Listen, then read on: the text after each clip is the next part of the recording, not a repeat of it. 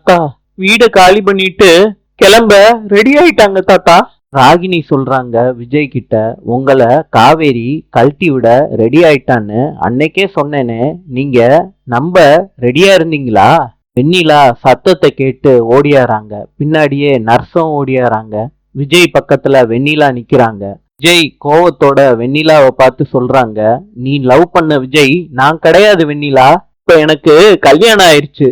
நான் இன்னொருத்தியோட புருஷன். அதனால முன்ன மாதிரி நம்ம பார்க்க முடியாது, பழக முடியாது வெண்ணிலா. புரியுதா வெண்ணிலா?